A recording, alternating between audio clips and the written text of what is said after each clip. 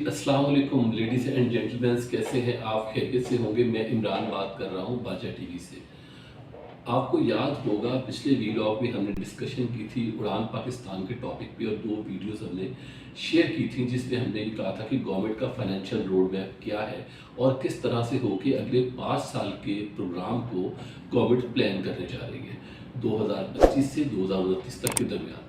तो उन वीडियोस को आपने मस्त देखना है और उस पर आपने अपने राय का इजहार करना है। आज की जो वीडियो बड़ी स्पेशल वीडियो है। हमने स्पेशली इस प्रॉपर्टी टैक्स जो प्रॉपर्टी सेक्टर है हमारा उसके ऊपर हम इस वीडियो करने जा रहे हैं। कुछ न्यू अपडेट्स थी तो हमने कहा आपके साथ इसको शेयर मस्ट करें अपनी फैमिली के साथ। तो आप इस वीडियो को एंड तक देखिए, आपको इंशाल्लाह ताला आने वाले दिनों के लिए प्रोडिक्शन का भी आइडिया हो जाए। तो लेडीज़ एंड जेंटलमैन, हमने आपसे सिर्फ डिस्कशन थोड़ी सी करनी थी प्रॉपर्टी सेक्टर के मुतालिक। कुछ लेटेस्ट अपडेट्स थी तो मैंने कहा कि हम अपने जो व्यूअर्स हैं उनके साथ कुछ चीज़ें शेयर कर दें इस प्रॉपर्टी सेक्टर पे, जो आने वाले बजट में और आने वाले दिनों में बड़े पॉजिटिवली इस सेक्टर को इम्पेक्ट करेंगे अगर गवर्नमेंट की पॉलिसीज़ इस सेक्टर को उठाने की तरफ जा रही है। एक बात। दूसरी बात यह है कि गवर्नमेंट खुद भी कीन है इस सेक्टर को कि जब तक ये सेक्टर नहीं चलेगा, अपने बेहतर परफॉर्मेंस नहीं करेगा, इकोनॉमिक गोल्स और जो गवर्नमेंट की इस टाइम पे पॉलिसीज़ हैं टैक्स की कलेक्शन के लिए, वो कभी भी अचीव नहीं हो सकेगी। तो आज हमने आपको 2-3 चीज़ें बतानी है जो बड़ी इंपॉर्टेंट है इस सेक्टर से रिलेटेड, जो जुड़े हुए लोग हैं उनके लिए। तो अभी इसमें एक चीज़ थी, देखिए हमने आपको याद होगा जब सदर मुशर्रफ का दौर था तो उस टाइम पे 2000 से लेके 2005 के दरमियान प्रॉपर्टी का बूम आया और प्रॉपर्टी सेक्टर मैक्सिमम परफॉर्मेंस दे रहा था उस टाइम पे, ठीक है। तो बहुत से लोग थे जो कि इस प्रॉपर्टी सेक्टर के साथ मुंसलिक थे और जिन लोगों ने प्रॉफिट कमाया और फिर इस सेक्टर के अंदर हमने ये भी देखा, लॉन्ग स्टोरी शॉर्ट करें, हमने ये भी देखा कि लोगों ने इस सेक्टर के साथ प्रॉफिट सिर्फ नहीं कमाया, फिर बहुत से वो लोग जिन्होंने प्रोजेक्ट डिलीवर नहीं करने थे, लोगों को रिसीव करना था, वो इस सेक्टर में एंटर हुए। उन्होंने प्रॉमिस टाइम पे लोगों को लैंड्स प्रोजेक्ट्स हैंड ओवर नहीं किए, फिर लोगों को उनके पास एरिया कम था, ज़्यादा फाइल्स बेची, ज़्यादा प्लॉट्स बेचे, कमिटमेंट्स पूरी नहीं की। तो जिसका बैकफायर ये हुआ कि जो पाकिस्तान के अंदर इन्वेस्टर था और जो आउट ऑफ पाकिस्तान था, उन लोगों का कॉन्फिडेंस शेक होना शुरू हुआ और उस शेक होने की वजह से हमें एक चीज़ जो सामना करना पड़ा सबसे बड़ा, वो सेल्स डाउन हुई। मार्केट के अंदर प्रोजेक्ट्स जो थे उन पे जो कमिटमेंट्स लोगों ने की वो पूरी नहीं की, both side, from the buyer side, from the seller side. तो अल्टीमेट इम्पैक्ट ये आना शुरू हुआ कि मामले के अंदर लोग फिर चले गए अदालतों के अंदर, नैब इन्वॉल्व हो गया, बहुत से प्रोजेक्ट्स की वायबिलिटीज़ के ऊपर क्वेश्चन मार्क आ गए, लिटिगेशन स्टार्ट हो गई और हर तरफ यही हुआ कि प्रॉपर्टी सेक्टर में फ्रॉड हो रहा है। और फ्रॉड की मतलब मैं आपसे कहूँ जिसको भी हमारे पॉइंट ऑफ व्यू आपसे देखते हैं पिछले कि चोर चोर की मार्केट में एक आवाज़ आनी शुरू हो गई। तो हुआ ये कि इन्वेस्टर जो करने वाला था, जो रियल बायर था, वो बैठ गया और मार्केट में हर तरफ पैनिक फैल गया।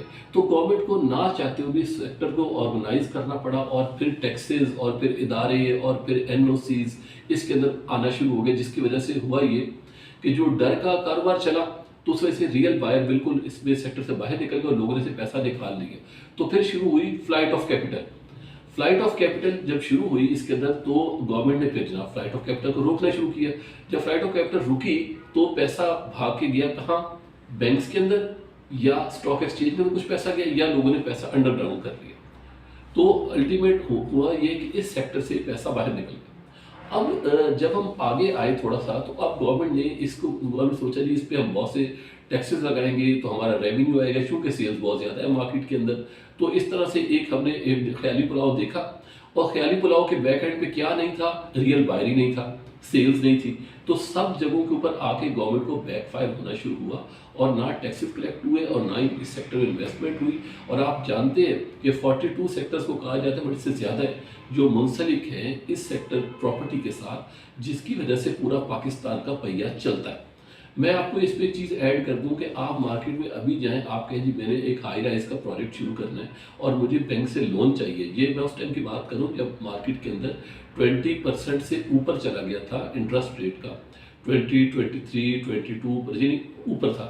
तो बैंक कहते थे जी आपका लोन जो है वो नॉन प्रोडक्टिव लोन है, तो हम आपको अगर प्रोडक्टिव लोन चाहिए, मतलब किसी और सेक्टर में लगाना है, कारोबार लगाना है, कुछ सनत लगानी है, किसी और जगह जाना है, तो वो हम आपको देंगे जनाब कम रेट के ऊपर, K+ मिसाल को 1%, 1.5%, और अगर आपको नॉन प्रोडक्टिव चाहिए तो वो 4% से भी ऊपर निकल रहे थे।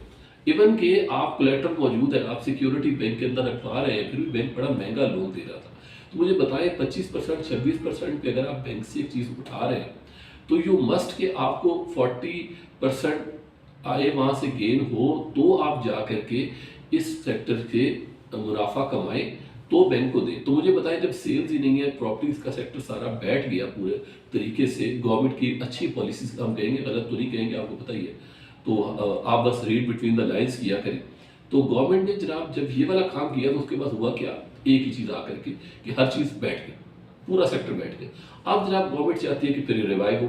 हम IMF के पास भी गवर्नमेंट गई कि टैक्सेस कम करें। अब ये बजट आ रहा है, कुछ दिनों में आप देखेंगे कि गवर्नमेंट ये सेक्टर थोड़ा रिलैक्स करेगी, 7E के मामले में रिलैक्स करेगी, बाइंग सेलिंग पे टैक्सेस को थोड़े कम करेगी कि लोग उठें और काम करें और ये चीज़ चले। देखिए मैं आपको भी प्रिडिक्शन कर दूं कि 13% का आज हम ये वीडियो कर रहे हैं खड़े होके, 16 जैन की डेट है, 13% पे आ चुका है इंटरेस्ट रेट, और जैन के अंदर वज़ीर ख़जाना साहब ने बोला हुआ है कि जनाब ये फर्दर रिड्यूस होगा। अगर ये 11.5 से 11% पे आ जाता है तो जिन लोगों ने पैसा बैंक के अंदर होल्ड करके रखा उनको बेनिफिट नहीं है किसी वजह से, ना म्यूचुअल फंड के अंदर, ना आपको बैंक के अंदर पैसा सेविंग अकाउंट में रख के जो प्रॉफिट्स आ रहे हैं वो उतने नहीं है जितना लोगों को डिजायर है। जो कि पहले जब 25% पे या बैंक उनको 18-20% तक दे रहा था तो उनको बेनिफिट आता था, अब वो नहीं, अब 9% पे आ जाएगा। तो 9% पे आप मुझे बताएं लाख के पीछे आपको कितने पैसे उस पर निकल आएंगे मंथली बेस के ऊपर। तो लोगों के लिए अब ये वाइबिलिटी थोड़ी बैंक पे रखना मुश्किल है। तो लोग क्या करेंगे, पैसा बैंक से निकालेंगे। पैसा बैंक से निकाल के करेंगे क्या, आपके पास है 3 ऑप्शन, या तो आप कहेंगे मैं इंडस्ट्री लगा लूँ, या मैं ट्रेडिंग कर लूँ, या मैं स्टॉक्स परचेज कर लूँ। स्टॉक एक्सचेंज की बात कर रहा हूँ उसकी। तीनों चीज़ें कॉमन बंदे के लिए समझना मुश्किल है। देखिए मैन्युफैक्चरिंग लगाएगा कोई नहीं, पाकिस्तान के हालात आप देख लें। ट्रेडिंग करेंगे क्या, इंपोर्ट, वैसे इंपोर्ट पे बैन है, उस पर वो मैक्सिमम कैप लगा हुआ है, हर बंदा इंपोर्ट भी नहीं कर सकता वहाँ पे। बैंक पे जाएंगे, बैंक ने 1000 तरह के मसले। तीसरे नंबर पे आ गई, आप कहेंगे मैं स्टॉक्स पे लगा लूँ, वो भी हर बंदे का काम नहीं है।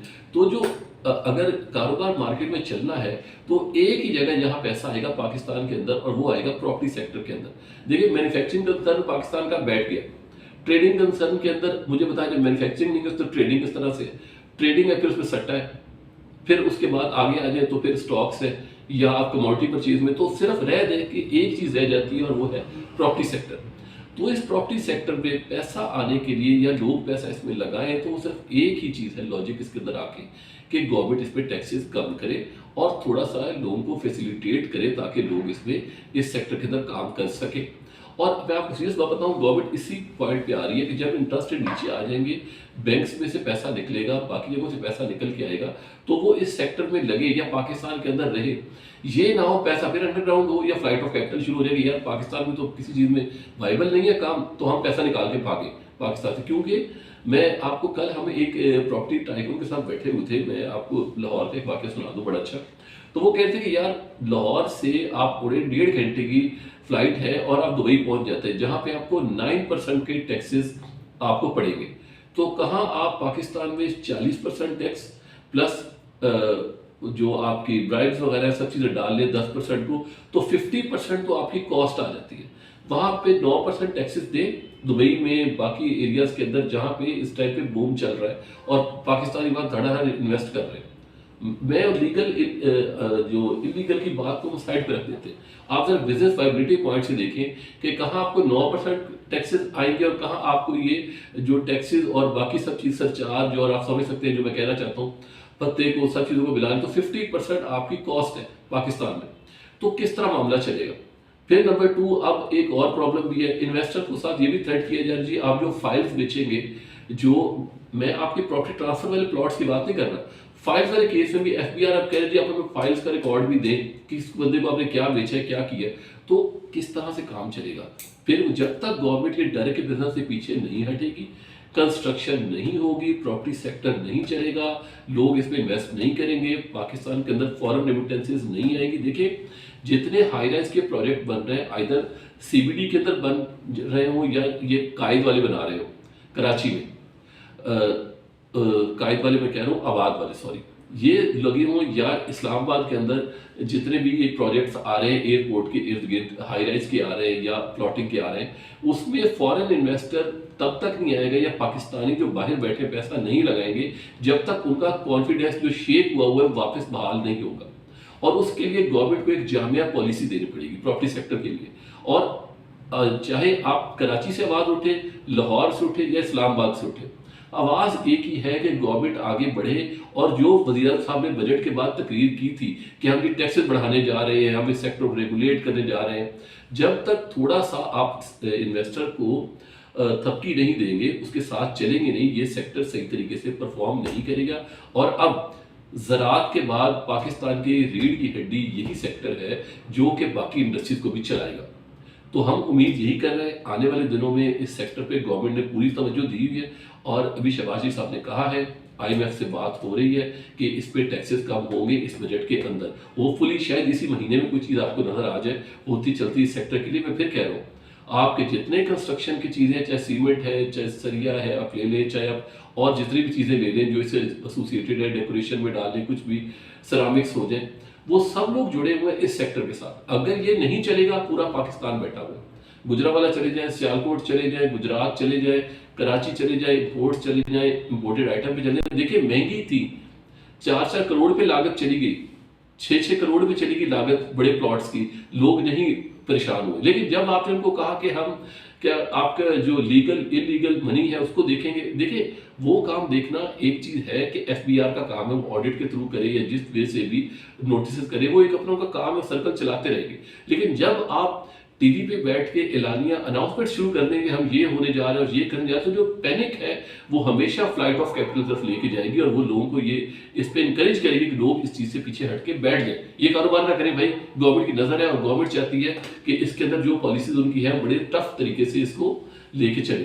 तो अल्लाह करे नेगोशिएशंस चल रही हैं IMF के साथ, एक चीज़ अच्छी सामने आए और फिर हम इस फैक्टर को आगे बढ़ता हुआ देखेंगे फर्दर। तो हमने यही बस आपको आज कहते थे कि जैसा ही कैश अवेलेबिलिटी आ रही है मार्केट के अंदर, कैश इन हो रहा है दूसरे सेक्टर से निकल करके बैंकिंग से, ये जो भी पैसा लगा हुआ जब वापस आएगा तो इस प्रॉपर्टी सेक्टर में इंशाल्लाह इन्वेस्ट होगा। और मैं एक और बात आपको जाते हुए बता दूं कि ये जो वक्त है जिस दिन आप और मैं बैठे हुए हैं, बेस्ट टाइम है प्रॉपर्टी में बाय करने का। मैं ये नहीं कह रहा कि मैं कोई प्रॉपर्टी का कोई इन्वेस्टर कोई चीज़ हूँ, लेकिन मैं आपको सिर्फ एक चीज़ बता रहा हूँ कि जो बाइंग टाइम है ना वो यही टाइम है। आपको याद होगा आज से 6 माह पहले जब स्टॉक एक्सचेंज गिरी हुई थी नीचे, 6-8 माह पुरानी चीज गिरी हुई थी, तो हम तब भी कहते कि यार ये बाइंग टाइम है, आप इसको ज़ाया कर रहे हैं। तो इस टाइम पे भी अगर आपने कहीं को कैश होल्ड किया हुआ या कोई चीज़ है तो आप पहले मार्केट को क्रिटिकली एनालिसिस करें, रियल बंदे को ढूंढें, प्रॉपर बंदा कहाँ पे है और उसका प्रोजेक्ट वाइबल है नहीं है, क्या चीज़ चल रही है, उसकी आप प्रॉपर एनालिसिस करें, उसको देखें। लेकिन प्रॉपर्टी में एंटर होने का ना आज का ही टाइम था, क्योंकि जब ये चढ़ी और फिर बूम आई तो फिर वही हो गया जो स्टॉक एक्सचेंज में अभी हो रहा है कि भाई इस टाइम पे एंट्री का फायदा कोई नहीं था। हाँ, आप सट्टा तो कर सकते हैं, बट जो शेयर्स की प्राइस ऊपर चली गई इतनी ज़्यादा, वो जो बीच में बेनिफिट जो गैप था वो नहीं मिलेगा।